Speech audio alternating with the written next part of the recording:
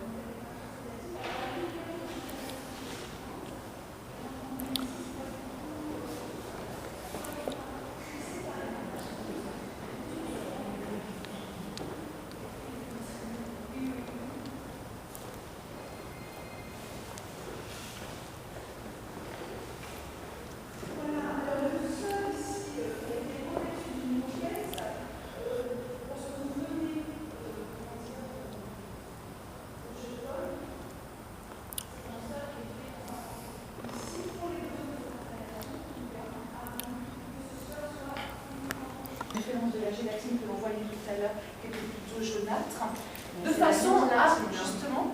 Comment? C'est la même gélatine, c'est la même base. Oui, c'est la même base. Mais celle-ci est beaucoup plus liquide que la précédente. Et donc il a fait goûter, alors là vous voyez que récemment, il est repassé. Non, ça continue aussi. Voilà, mais ce matin ça l'était moins. Donc vous voyez qu'on voit apparaître autant des taches extrêmement récentes et puis des taches au contraire qui ont été absorbées par le sol qui est constitué de moquette. Alors bien évidemment, on ne peut peut-être pas s'empêcher de voir en clin d'œil là aussi au caractère de sol immaculé qui se voit maculé par ces taches rouges. Ce rouge qui peut nous faire penser au sang, un rapport extrêmement organique.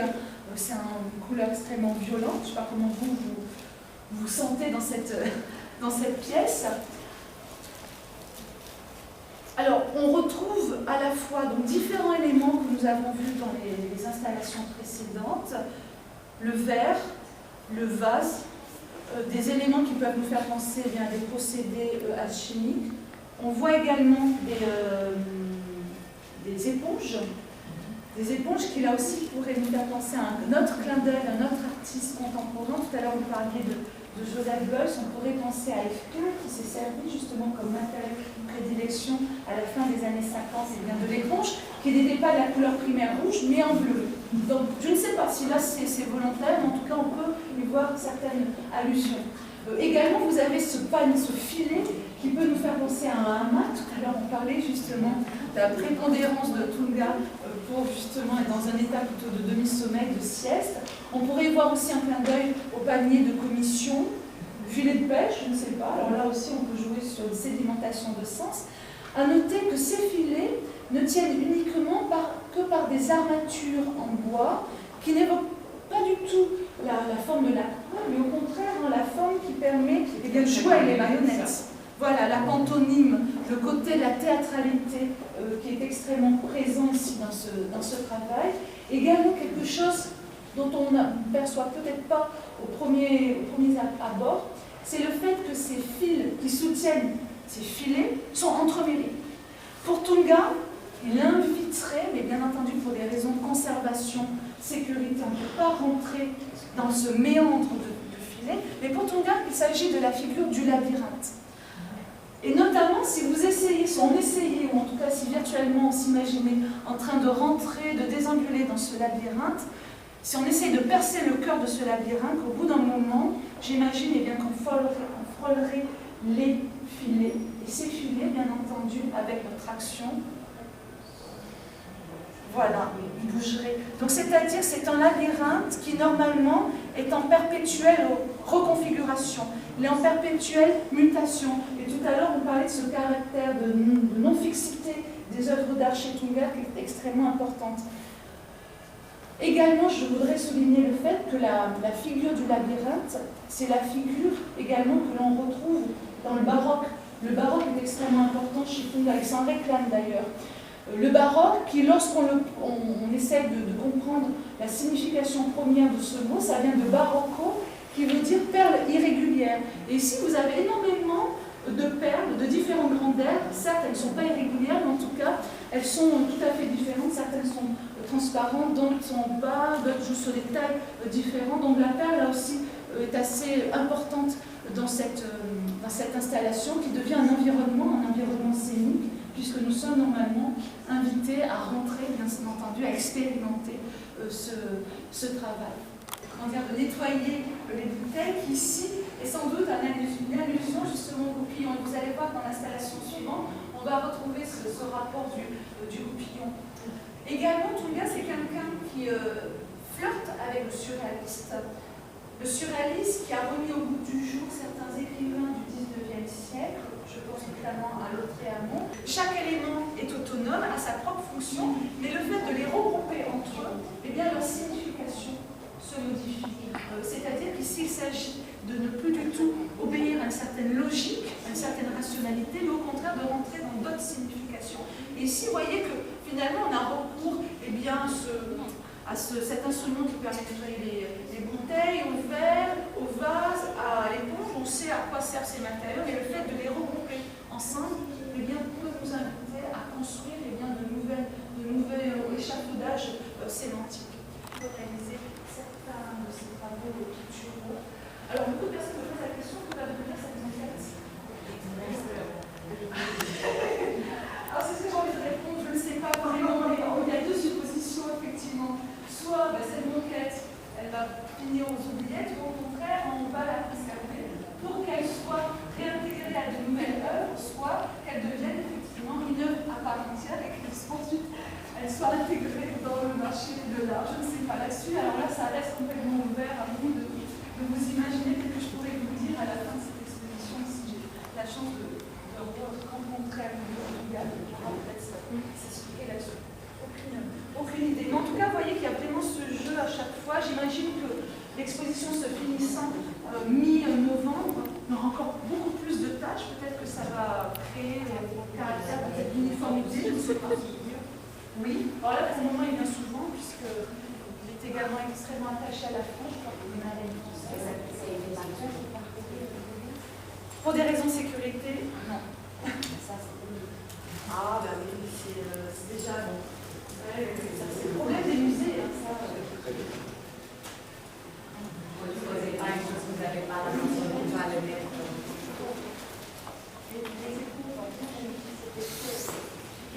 Ça fait également un rapport des échanges gazeux.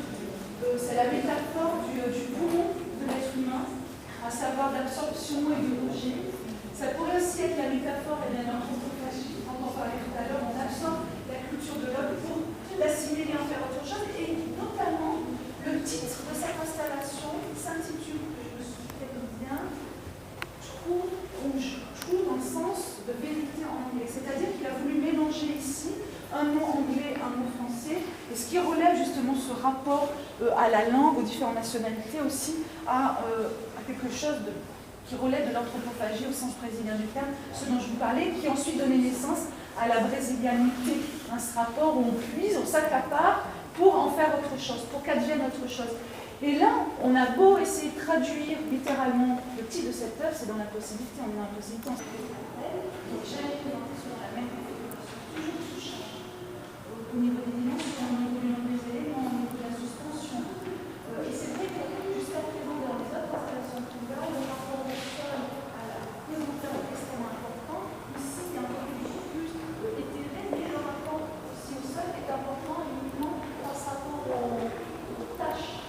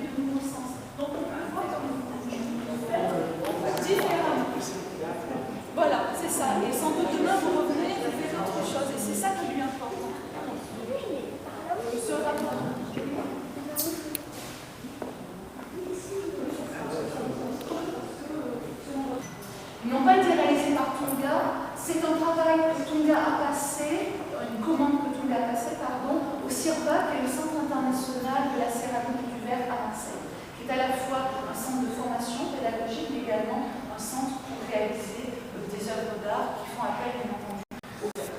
Alors le verre, depuis tout à l'heure, on en parle, à cause de ses propriétés, à cause des formes auxquelles Tunga va faire allusion, la coupe, le verre, le vase, mais également la cloche que l'on retrouve dans l'installation qui vous a accueilli dans ce musée. Alors ici, ce sont des cloches faites en verre, mais vous voyez qu'il y a toujours ce rapport formel d'opposition qu'on trouve dans l'œuvre de Tunga, rapport entre les fragments des plaques en verre. Tout à l'heure, vous parlez également dans la nature morte d'un fragile équilibre, et là aussi, certains des éléments sont mis en suspension, il y a un côté en déséquilibre. Voilà. Alors, il y a les cloches, le côté aussi, l'évocation du son, qui n'est pas matérialisé, mais qui est matérialisé par la forme des éléments entre le carillon, la cloche, chez Tunga. Et puis si vous regardez attentivement la façon dont sont disposés les éléments, vous pouvez sans doute vous prendre bien souvent qu'il s'agit d'une fausse symétrie. Tunga, c'est quelqu'un qui avait une mère qui était jumelle, et il explique que si c'était sa mère ou si c'était sa tante, puisqu'il vivait en présence de ces deux femmes. Et notamment, sa mère et sa tante ont été les modèles pour un tableau extrêmement important au Brésil qui date de 1940, qui a été fait par un artiste qui s'appelle Alberto Guinard. Alors, je ne sais pas si je prononce bien. C'est quelqu'un qui a énormément travaillé à la peinture baroque, à la peinture métaphysique. Et dans ce tableau qui s'appelle Léa et Mora, les prénoms de ces deux personnes, on les voit tous les deux, façon symétrique, face à face, peignés de la même façon, habillés de la même façon, de telle sorte qu'on a l'impression qu'il s'agit plutôt d'un jeu sur le miroir, et non pas sur la gémellité. Et ce rapport au miroir, on le retrouve dans cette installation, cette symétrie, ce côté du double, qui finalement, lorsqu'on regarde intuitivement, il y a toujours un petit défaut qui font que la structure est différente. Également, le miroir au sol, ces plaques de verre qui reflètent les différentes formes présentées au sol. Là aussi, il y a ce jeu où généralement les pontons pensaient que le miroir, c'est l'image exacte du sujet reflété. Or ici, au contraire, on s'aperçoit tout à fait que le miroir va changer la taille, la proportion, la dimension des objets qui sont reflétés, notamment par ces plaques de verre. Autre jeu de mise en abîme de l'image. D'ailleurs, la mise en abîme, c'est là aussi une autre figure du baroque, ce dont on parle depuis tout à l'heure, métaphore, métamorphose, labyrinthe, etc. Et si vous regardez au mur, vous verrez apparaître également un jeu d'ombre qui s'opère. Je ne pourrais pas vous expliquer mathématiquement, scientifiquement, comment on arrive à obtenir ces ombres. Ce sont des ombres projetées sur les murs, ce qui donne un caractère extrêmement virtuel, éphémère, d'apesanteur à ce travail qui, au contraire, au début, est basé sur un rapport extrêmement précieux, délicat au sol. Et ça, c'est ce qu'on peut faire les éléments, c'est d'accord. Le verre, le vase, ce dont on parlait tout à l'heure, la dimension est devenue une cloche. Donc il y a ce jeu où finalement les éléments se contaminent. D'ailleurs, vous avez également des rapports formels à la base d'un verre, comme on va retrouver presque au calice. Voilà, c'est ça. Ouais, calice. La quête du Graal. Voilà. Alors là aussi, on va le retrouver l'empilement des jeux formels et sémantiques. Alors, il y a également d'autres clins d'œil que l'on peut faire à ces ombres projetées sur les murs. On peut penser peut-être à Duchamp, mais bon, Duchamp, c'est quelqu'un qui, lui, va s'intéresser à la mise au point du regard. Je doute que Tunga travaille dans cette dimension-là. Également à Jean Arc, par exemple, qui est un artiste qui a flirté avec le surréaliste et qui réalisait des tableaux avec des mises en relief, et les ombres projetées de ces mises en relief sur le tableau étaient aussi importantes que le tableau lui-même. Et là, il y a cette volonté aussi, finalement, ce que vous voyez autour de vous, ce jeu de distraction, d'image mise en abîme, est extrêmement important. D'ailleurs, Tunga réalisé en 86, je vous disais 87, 86, et sans doute que ces formes vous font penser au dessin que nous avons vu tout à l'heure dans le petit couloir, où on avait très peu de recul. Pour Tunga, il s'agit justement d'essayer de travailler à l'espace qu'il y a entre les choses. Généralement, il est de bon ton de penser qu'une forme, je vous en prie, vous pouvez passer, il est de bon ton généralement de penser qu'une forme, c'est la matérialisation d'un plan. Or, justement, Tunga va travailler sur l'inverse, à savoir la forme va matérialiser un vide, voire une contre-forme. Puisqu'on disait tout à l'heure que, pour ceux qui auraient des difficultés, on peut essayer de justement masquer l'un de notre travail pour voir apparaître, de par le calice, un nez, une bouche, et puis ensuite la poitrine d'une femme, et puis le reste de son corps. Donc il y a ce jeu vraiment d'essayer de rendre visible un espace virtuel qui est là, mais que généralement, sur lequel les sculpteurs travaillent peu. Alors cependant, j'apporterai un bémol, depuis les années 20, les constructivistes russes ont travaillé sur ce rapport où dans leur sculpture, il fallait mettre en jeu, mettre en scène l'espace vide, l'espace vacant.